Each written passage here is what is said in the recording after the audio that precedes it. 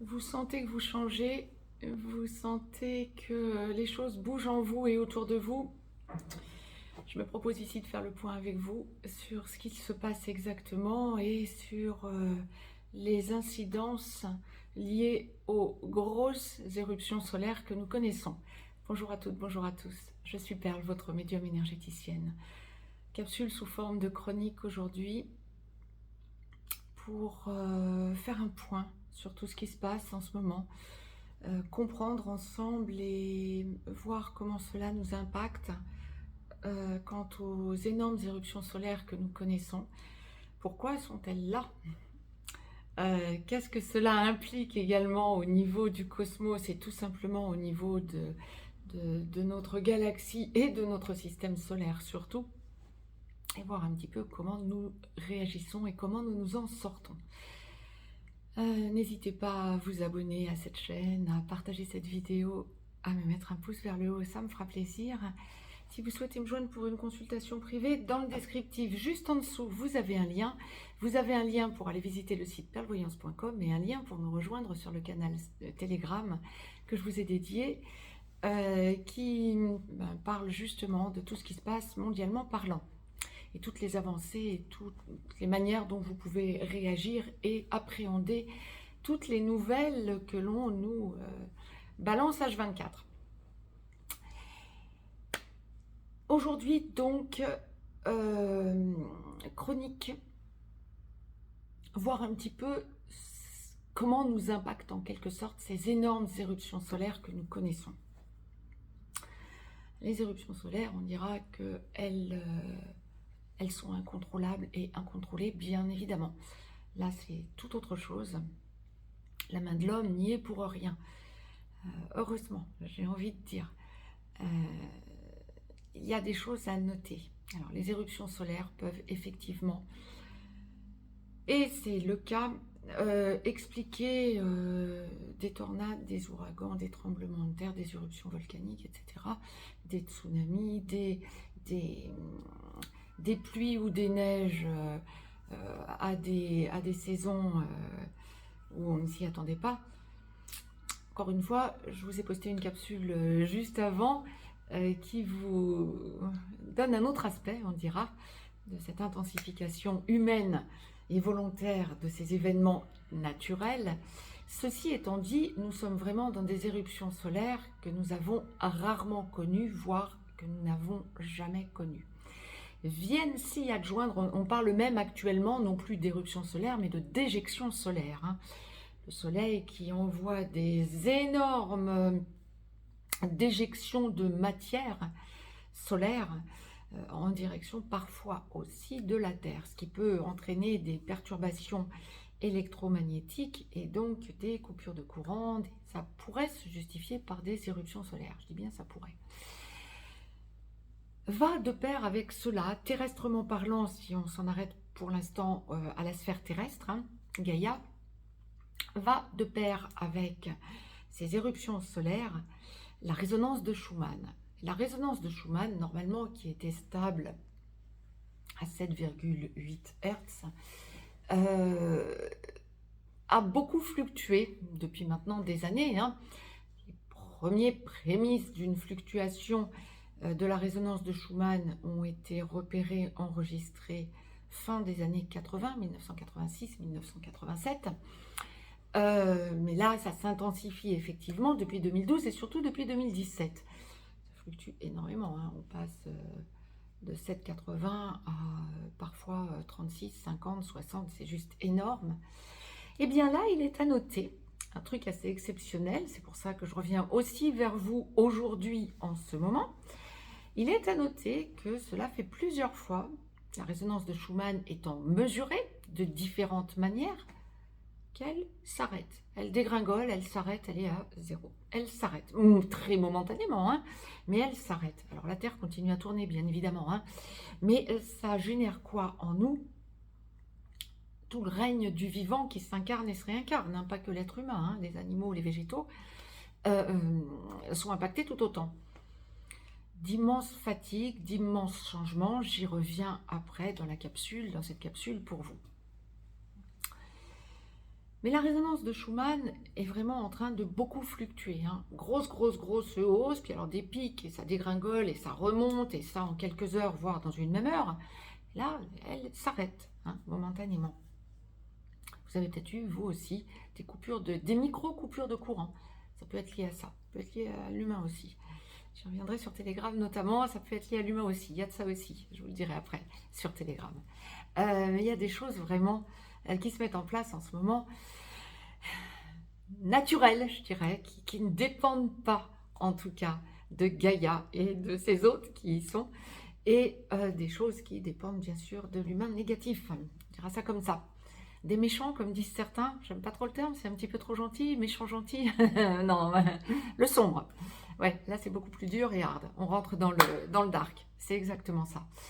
Ceci étant dit, il y a des choses qui sont notoires et qui nous impactent directement. J'ai remarqué, et je sais que je ne suis pas la seule, des astrologues ont effectivement attiré mon attention aussi à ce sujet.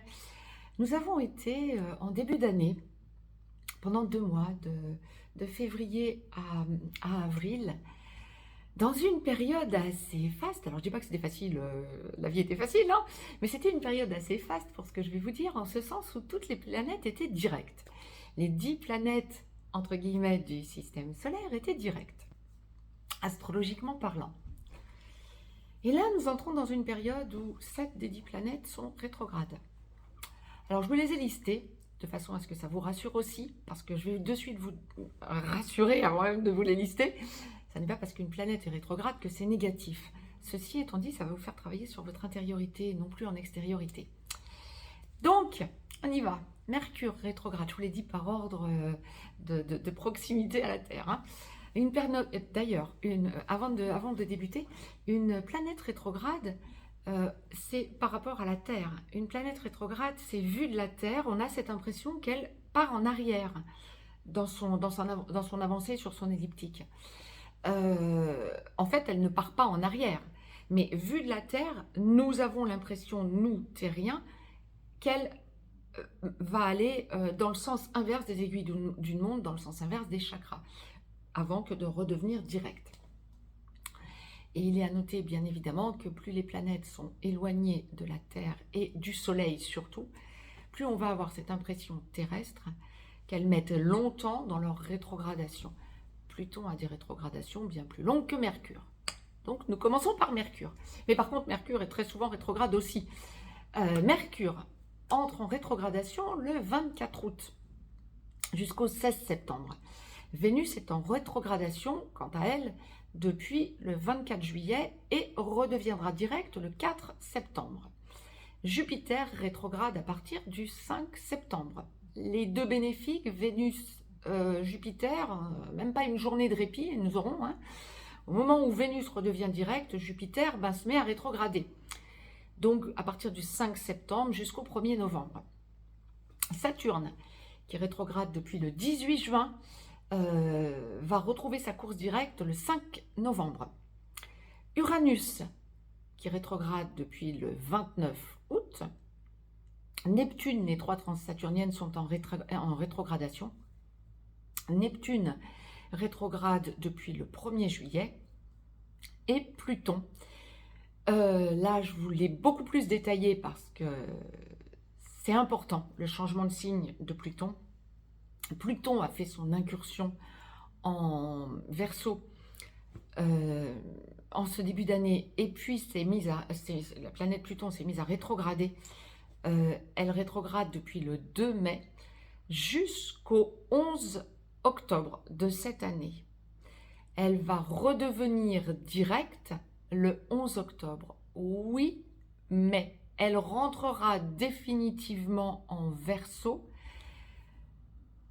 le 20 novembre 2024 en ayant recommencé à rétrograder. Elle va redevenir directe en tout début d'année 2023 et puis redevenir rétrograde pour définitivement passer en Verseau à partir du 20 novembre 2024. Pourquoi je vous détaille ça? Parce que nous attendons avec impatience le passage définitif de Pluton en Verseau. parce qu'elle va y rester une quinzaine d'années. Peut-être à tort, hein. Pluton en Capricorne a vraiment enclenché des grosses prises de conscience et de gros changements globaux. Pluton étant la planète la plus éloignée de notre système solaire, hein, en astrologie occidentale, dans notre système solaire. C'est la planète la plus éloignée du Soleil. Ceci étant dit, ça n'impacte pas que le général, le global. On a tendance à dire les trois transsaturniennes, Uranus, Neptune, Pluton, changent plutôt les aspects mondiaux. Et surtout Pluton. Oui, enfin ça change aussi l'humain, hein, et ça change tout le règne du vivant de toute façon. On change d'attitude, on change de comportement. Pluton qui passe en Verseau, oui, ça va être beaucoup plus léger effectivement que Pluton en Capricorne. Ceci étant dit, chaque signe a son positif, chaque signe a son négatif, bien évidemment. Donc, nous avons déjà eu cette première incursion, nous allons avoir une seconde incursion en fin d'année, en Verseau. Je dirais, oui, je ne suis pas si pressée que ça, que Pluton entre définitivement en Verseau. À voir, je vous le disais, sur le mode humour, bien évidemment. Ceci étant dit, ces 7 planètes rétrogrades, nous n'en avons donc que 3 qui ne sont pas rétrogrades, dont 2 qui ne peuvent jamais l'être, Soleil et Lune, hein, bien évidemment. Mars, la seule planète des 8 autres planètes que nos 2 luminaires, ne rétrograde pas. En tout cas pour l'instant, ça arrivera aussi que Mars rétrograde, hein, bien évidemment, mais pas pour l'instant. Et donc, ça nous impacte de façon intense. De quelle manière ces 7 planètes qui rétrogradent peuvent nous impacter de façon aussi intense? Parce que ça nous met dans une réflexion intérieure. Vous êtes en train de vous remettre en question. C'est pour ça que je vous les ai listés. Vous êtes en train de vous remettre en question. Vous êtes en train de vous reconstruire, de sentir que vous allez vers la meilleure version de vous-même. Alors, ce n'est pas un fait exceptionnel qu'on ait autant de planètes qui rétrogradent. En même temps, ceci étant dit, en ce moment, avec les éruptions solaires, avec les fluctuations de la résonance de Schumann, avec tout ce qui se passe mondialement parlant, vous allez vers la meilleure version de vous-même grâce à ces planètes qui rétrogradent ensemble en nombre. Et ça, c'est à noter. Vous sentez que vous devez progresser, que vous devez aller chercher le meilleur en vous. Vous travaillez sur vous malgré vous. C'est top, c'est génial. Vous êtes amené à sentir combien vous vous remettez en cause. Vous êtes amené à sentir combien vous avez changé en vous d'ores et déjà et combien vous le mettez en exergue et en pratique, ce changement que vous ressentez en vous. C'est accompagné de choses un peu moins sympas, mais c'est logique quelque part. C'est normal que vous soyez très fatigué. Les maux de tête, surtout maux de tête centrale, troisième œil qui travaille, une intense fatigue. Beaucoup d'entre vous me signalent par message privé me questionnent. Est-ce que c'est normal que, alors que je dors la nuit, je fasse la sieste? Moi qui ne fais jamais la sieste. Oui, c'est normal. Nous sommes amenés à être très fatigués. Vous avez dû aussi vous rendre compte que la nuit, c'est pas forcément top la façon dont vous dormez. Hein. Le sommeil n'est quand même pas le même de façon... ça fait un certain temps déjà que nous ressentons que notre sommeil n'est pas top la nuit. Mais bizarrement, quand nous nous levons le matin, nous ne sommes pas si fatigués que ça, quand bien même nous avons pu passer quasi des nuits blanches. Et je ne dis pas des nuits blanches pour faire la fiesta, hein, non, je dis des nuits blanches à se tourner et se retourner en disant c'est quoi ce truc? Je me réveille, ça fait 10 minutes que je dors, mince alors, c'est quoi ce truc? Et ne pas réussir à se rendormir. Alors bien sûr, ensuite, pas étonnant qu'on fasse la sieste. Ceci étant dit, quand vous vous levez, vous n'êtes pas si fatigué que ça, parce que vous n'avez quasi pas dormi. Alors je ne dis pas que ça va se répéter de nuit en nuit, pour bon nombre d'entre vous, si peut-être aussi, mais c'est normal. C'est lié à ce réengrammage, à ce changement que la source opère en nous, je dirais, et nous impose. Mais c'est top, on s'est aussi incarné pour vivre ce changement. Donc, réjouissons-nous aussi de voir que nous changeons, que nous allons aussi vers la meilleure version de nous-mêmes. On a des grands besoins aussi quand nous ne dormons pas comme ça. Alors je vous dis nous parce que ça m'arrive aussi, hein, donc il n'y a pas que vous qui me le signalez, je le sais bien. Euh, quand nous sommes comme ça en train de ne pas dormir, nous avons ces grands besoins de regarder en nous, en notre intérieur, de faire des points de la façon la plus incongrue qui soit, j'ai tendance envie de dire, j'ai tendance à dire. Là, c'est vraiment par moment, vous vous dites, mais pourquoi est-ce que je suis en train de penser à ça? Mais en pleine nuit, hein. Et peu importe, vous devez le faire. Ce sont ces nécessités de changement en vous, autour de vous, qui vous font vous réengrammer différemment. Si la source nous permet d'être amené à comprendre énormément de choses, y compris la nuit où on aimerait dormir, il y a forcément une raison à ça. La raison, c'est justement tout ce qui change autour de nous. Et le lien avec ces rétrogradations de planètes, c'est justement parce que ces planètes rétrogradent en nombre que nous sommes amenés à faire des retours, des replis sur nous, à penser à notre passé. Alors ça peut aussi être en pleine journée, hein, bien évidemment, hein, ça peut ne pas être que la nuit, on est bien d'accord. Vous pouvez aussi avoir des nuits où vous dormez, ouf, j'ai envie de dire, heureusement. Mais en pleine journée, vous allez penser ou repenser à des choses de façon incongrue. Oui, la source est en train vraiment de vous amener à comprendre tout un tas de paramètres dans vos vies que vous n'aviez pas assez pris en compte ou que vous n'aviez pas mené de front. Ça, c'est pas négatif du tout. Quand je vous dis mener de front, vous ne les aviez pas assez envisagés dans tous leurs aspects en quelque sorte. Et la source vous les amène, ces aspects que vous n'aviez pas voulu voir ou que vous n'aviez pas pu voir jusqu'à présent. Et elle vous les amène notamment par ces planètes rétrogrades, par cette résonance de Schumann qui fluctue autant, par ces éruptions solaires aussi. Et ces éruptions solaires sont largement liées à autre chose. Et là, je vais vous le dire très succinctement pour clôturer cette vidéo, mais je vous l'avais détaillé dans des capsules il y a déjà quelques années de cela.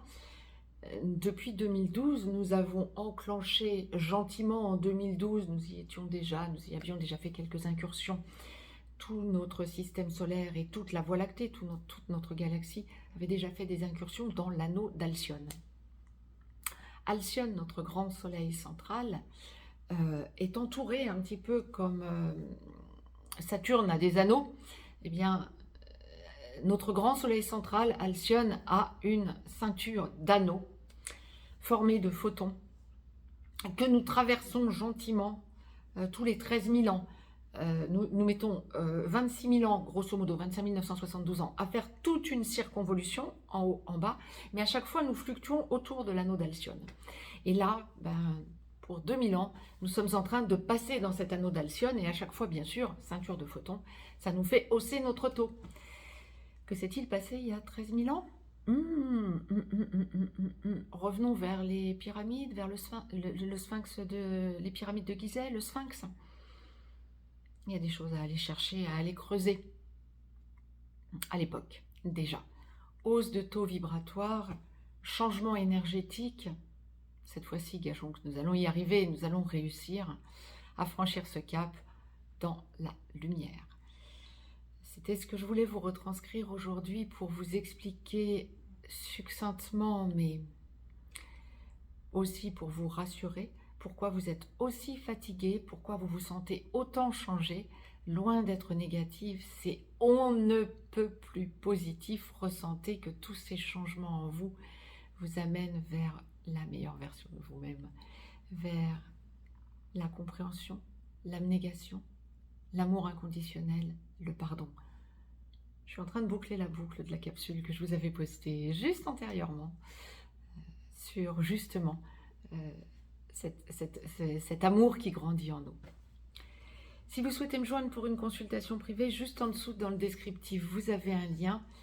Vous avez un lien aussi pour nous rejoindre sur le canal Telegram que je vous ai dédié, où l'on parle de toute l'évolution mondiale. Quant à moi, je vous embrasse. Je vous dis à très vite pour de nouvelles chroniques et bien évidemment pour la pleine lune du 31 août. Je vous embrasse.